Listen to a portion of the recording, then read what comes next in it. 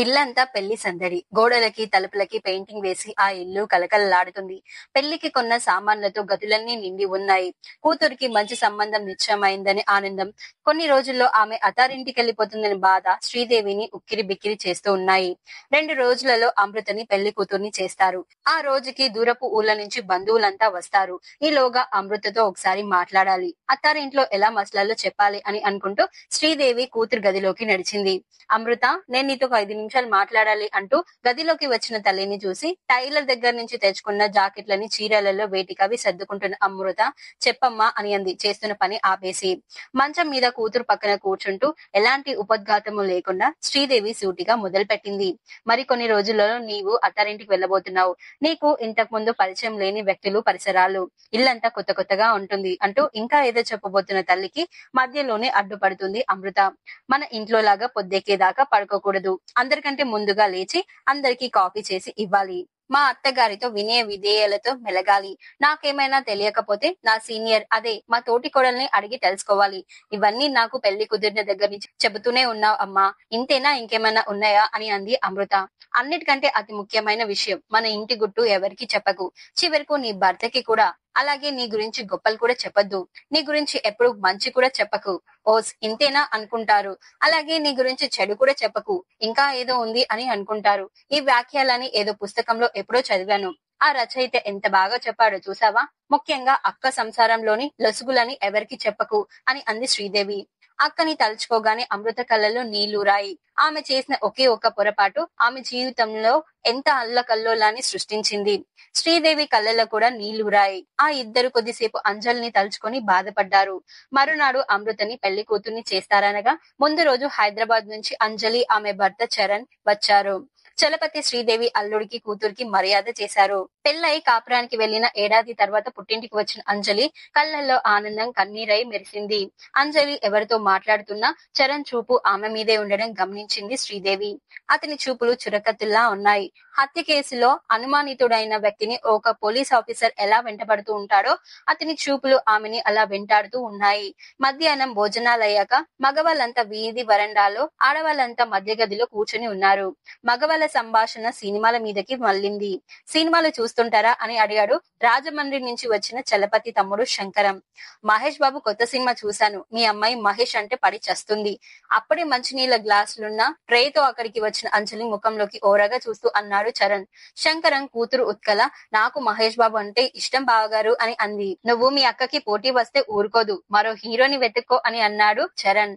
అంజలి ముఖం నల్లబడింది. చలపతి ముఖంలో కూడా నెత్తురు ఇంకిపోయింది. అల్లుడి నోటెంట మహేష్ అనే పేరు వినగానే, ఏరా నీకు మహేష్ బాబు అంటే అంతే ఇష్టమా అని అంటూ శంకరం నవ్వుతూ అడిగాడు అంజలిని. చాలా చాలా ఇష్టం. అసలు అతన్నే పెళ్లి చేసుకోవాలనుకుంది, కుదిరక నన్ను చేసుకుంది అని అన్నాడు చరణ్ వ్యంగ్యంగా. అందరూ అతను అన్న మాటలకి నవ్వారు. అతను ఆ మాటలని వేలాకోలంగా అనలేదని, అంజలి ఇష్టపడింది సినిమా హీరో మహేష్ ని కాదని చలపతికి తెలుసు. నిస్సహాయతో కూడిన వేదనతో తలదించుకున్నాడు అతను.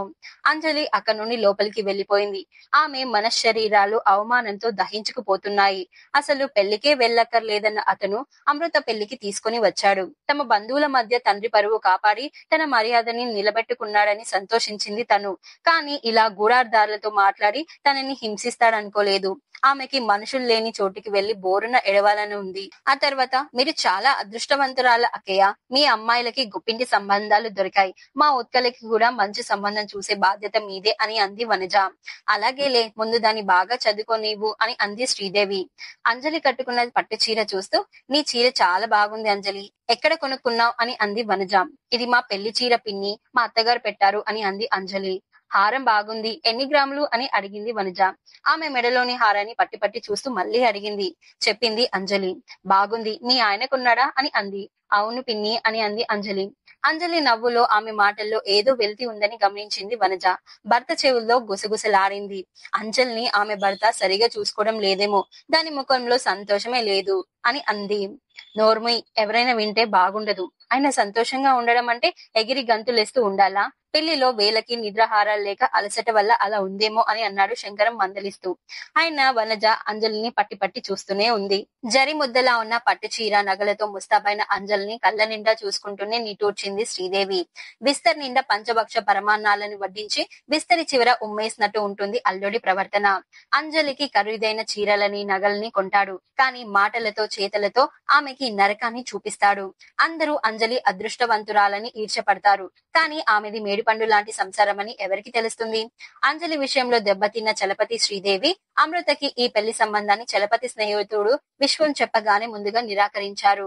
అమృతని తన ఫ్రెండ్ పెళ్లిలో చూశాడట ప్రభాత్. ఆమె తనకి నచ్చిందని, పెళ్ళంటి చేసుకుంటే ఆమెని చేసుకుంటానని పట్టుబట్టాడట. నేను మధ్య తరగతి వాడిని, వాళ్ళు కోటీశ్వర్లు. నా కూతురికి నా తాహతుకి మించిన సంబంధం చేయాలనుకోవడం లేదు నేను అని అన్నాడు చలపతి. అదేమిట్రా, డబ్బున్న అమ్మాయిని కోడలుగా తెచ్చుకోవడానికి ఆలోచించాలి. ఆమె మన ఇంట్లో ఎలా అడ్జస్ట్ అవుతుందో ఏమో అని. పిల్లనిచ్చుకోవడానికేం మీ పెద్దమ్మాయికి డబ్బున్న సంబంధం చేశావు కదా, తన సుఖంగా లేదు అని అన్నాడు విశ్వం నచ్చజెప్తున్నట్లు. ఆ చాలా సుఖంగా ఉంది అని విరక్తిగా అనుకున్నాడు మనసులోనే. నా ఫ్రెండ్ జగన్నాథం అని చెబుతుంటాను చూడు, ఆ జగన్నాథ కొడుకే ప్రభాత్. నాకు వాళ్ళ కుటుంబం బాగా తెలుసు, చాలా మంచి వాళ్ళు. ఆయన పోయారన్నావుగా అని అడిగాడు చలపతి. అవును, జగన్నాథం పోయి 4 ఏళ్ళు అవుతుంది. అతని భార్య కృష్ణవేణి చాలా మంచి మనిషి. వాళ్ళకిద్దరు అబ్బాయిలు, పెద్దబ్బాయికి పెళ్ళైంది. ఇతను రెండో అబ్బాయి. అన్నదమ్ములిద్దరూ కలిసి బిజినెస్ చేసుకుంటున్నారు. విశ్వం తన ఆప్తమిత్రుడు. తనని మోసం చేయడన్న ధైర్యంతో ఈ పెళ్లి సంబంధానికి వెళ్లడం తప్ప వాళ్ళ గురించి తనకేమీ తెలియదు అని ఆలోచిస్తూ ఉన్నాడు చలపతి. ఒరేయ్, నేను చెప్పేది చెప్పాను, తర్వాత నీ ఇష్టం అని అన్నాడు విశ్వం. అబ్బాయి ఏం చదువుకున్నాడు? అప్రయత్నంగా అడిగాడు చలపతి. నేను వివరాలన్నీ కృష్ణవేణి గారిని కనుక్కొని చెప్తాను అని అన్నాడు విశ్వం. అబ్బాయి వివరాలు తెలుసుకొని ఊరుకోలేదు. పెళ్లి చూపుల నుంచి పెళ్లి వరకు అన్నిటా తనే పెద్ద దిక్కై నిలిచాడు. అమృతని అత్తవారికి అప్పగిస్తున్నప్పుడు కూడా కన్నీరు పెట్టని శ్రీదేవి అంజలి భర్తతో ప్రయాణమైనప్పుడు కన్నీళ్లు ఆపుకోలేకపోయింది. చలపతికి కూడా దుఃఖం వచ్చింది. ఫ్లైట్ లో చరణ్ పక్కన కూర్చున్న అంజలికి తను ప్రయాణమై వస్తుంటే కన్నీళ్లు పెట్టుకున్న తల్లి తండ్రి కళ్ళ ముందు కనిపిస్తూ ఉన్నారు. ఆమెకి చరణ్ తో తన పెళ్లి గుర్తొచ్చింది. సో ఫ్రెండ్స్, అంజలి జీవితాన్ని తలుచుకుని వారి తల్లిదండ్రులు ఎందుకు బాధపడుతూ ఉన్నారు? అసలు అంజలి జీవితంలో ఏం జరిగింది తెలుసుకోవాలంటే నెక్స్ట్ ఎపిసోడ్ చూడాల్సిందే. ఈ వీడియో నచ్చితే లైక్ చేసి, షేర్ చేసి, సబ్స్క్రైబ్ చేసుకొని ఈ వీడియో మీద మీ అభిప్రాయాన్ని కామెంట్ బాక్స్ లో కామెంట్ చేయండి.